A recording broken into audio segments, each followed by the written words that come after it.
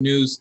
This week was probably one of the most monumental weeks we've seen in sports in a very long time. We witnessed the Milwaukee Bucks after the unfortunate tragedy that was the shooting by a police officer of Jacob Blake 7 times in the back. They said enough is enough. We're not playing today. We're going on strike. And the rest of the sports world followed suit. We saw the rest of the NBA teams. We saw MLB teams. We saw Naomi Osaka. We saw soccer teams. The whole sports world, for a brief moment, said we're done with this.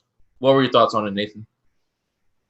I hope people really take the time to appreciate the gravity of this moment in sports, because I feel like a lot of people were saying, there were obviously some people on the internet that for some reason are against all this, and they're saying athletes shouldn't be standing up for these kinds of things, which I don't even want to talk about because I don't think that's worth addressing right now.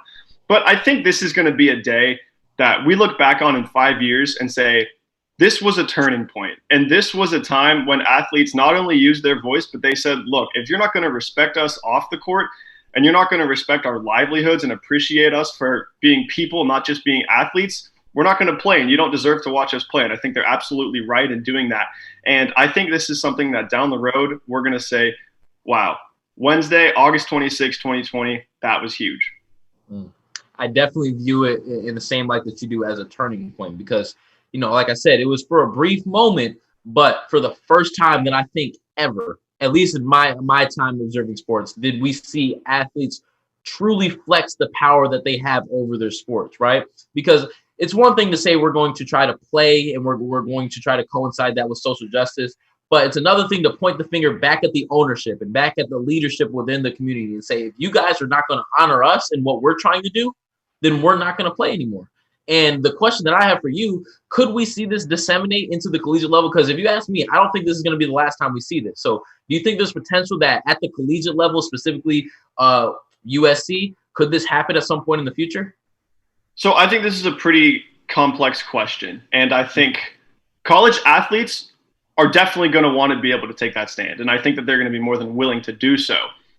But where this all starts, and this only really flies when athletes are given that platform in the first place. And I think that professional sports leagues, especially the NBA, the MLB, is just so tone deaf and doesn't know at all what they're doing in any of these things. But I really question whether or not the NCAA is going to let this happen and not hand down some sort of punishment, which I think is sad, because college athletes we've seen have a voice. And in the last couple of months, the last couple of weeks, we've seen them use that time and time again. But especially in an environment where they're not being paid, where scholarships could be taken away. I mean, the NCAA said, I think last week or so, that students who opt out of a spring year won't have their scholarships taken away, but only if they opt out for COVID-related reasons. And that was what they specified, which means I think that they were intentionally leaving the door open to say, look, if if we think that you're overstepping, which it shouldn't be taken that way, but the NCAA is really obsessed with their power. They really don't want college athletes to speak at all. If they feel like that's what's being done, I don't know if they're going to create that environment where that sort of thing can fly. And I think that's sad, but I think that that's the unfortunate reality. And I wouldn't be shocked if that kind of thing were to happen, because at the end of the day, all these athletes understand that this is about more than sports. But I hope that the NCAA sort of facilitates that and allows that to be something that could definitely happen, because I think college sports needs that. So it's kind of, I see two things at work here, right? And I actually just got off the phone with Lisa Leslie, a women's basketball legend for USC. And she was telling me about how athletes should be using the platforms that they get from their sport to speak out on certain things. And I agree with that 100%, right? So if you are in a situation where, say, you're Kevin Slovis, right? And I'm the quarterback at USC, I have a voice on these things. By all means, if you feel so inclined, speak up. But when you're talking about pointing the fingers at the powers that be and trying to ask some of them to change what they're doing and no longer be complicit in these things, right? If I'm an NBA player and I'm saying, you know what, Mr. Team Owner, you have a lot more power in this than I do. You guys have money. You guys have influence. You guys know the people who can actually change these things. I'm looking at you. I'm not pointing the finger at society. I'm looking at you right now. You're not supporting me, so I'm going to combat this by sitting up. So that's the kind of the dichotomy there, right? is if you're pointing the finger at the people that you're associating with within your organization, that's when I see it fit to strike. When you're trying to uplift other voices and use your platform to vocalize your concerns, that's when I see it fit to go and play. But I do agree with you that the NCAA is going to do everything in its power, right? We know what the NCAA does. They don't want to see athletes get paid. They don't want to see athletes profit from their likeness and image. They don't want to see their athletes be anything but mules to profit from, right? The NCAA is going to do everything in its power to make sure that the athletes don't do this, but they know that they need those athletes, or else there's no product whatsoever. They know they need a Keaton Slovis. They know they need all of these athletes to be on the field, on the court, on the track, or else there is no product. So the important thing would be, or the question to ask, is whether or not the players are going to recognize and say, hey, you know what? We still have the power. And we saw this, right? Hashtag we want to play. Like the movements, the We Are United movement. We saw players, right, say, we know the power we have over you, and we're going to flex that power. And what did the NCAA do? Well, we're not going to have a season anymore.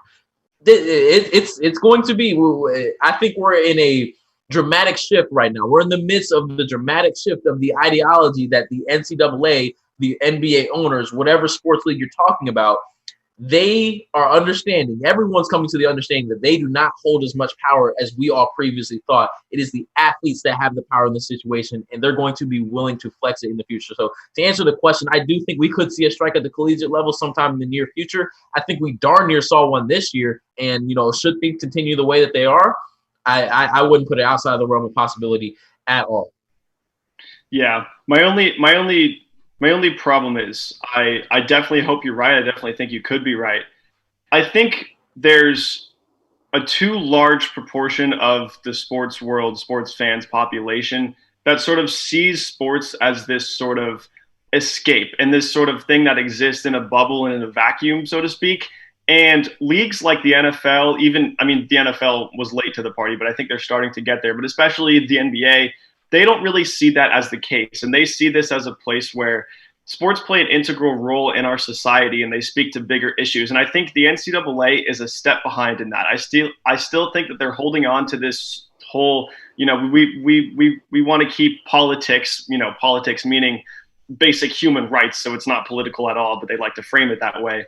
We want to keep that out of our sport. We want to keep that out of our thing. So I think I hope I'm wrong, but I just really see the NCAA resisting. I don't think the players are gonna take that, because I think that they understand that there are bigger things at play here. So I think that they will formulate some sort of boycott or strike.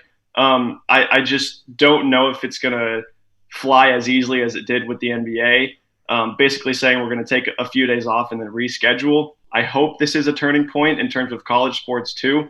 But with the NCAA these days, and with athletes' rights, and with social issues, with basic human rights that the NCAA needs to be more outspoken on, I'm going to have to believe it when I see it. So until then, I think it will happen. I don't know if the NCAA is going to be too pleased about it. You know what getting punked is, Nathan? What's that? Getting punked. Are you familiar with that term? A little bit, yeah. What's up? So I think it's very easy to punk the NCAA. I think it's easier than we think to punk the NCAA, because we saw it when we were talking about the name, image, and likeness, right? There was a situation where California, they decided, their board of governors said, you know what, these athletes should be able to profit off of their name, image, and likeness. And what did the NCAA do? Well, if you do that, then maybe you don't compete in the championships anymore. And California said, okay, we're still passing the law. And what does the NCAA go ahead and do? Well, now everyone can do it, right? They got punked, man. The NCAA is not this powerful entity that we think it is. And I think it's very easy to get them, or not very easy, but easier than we think to get them to back down, man.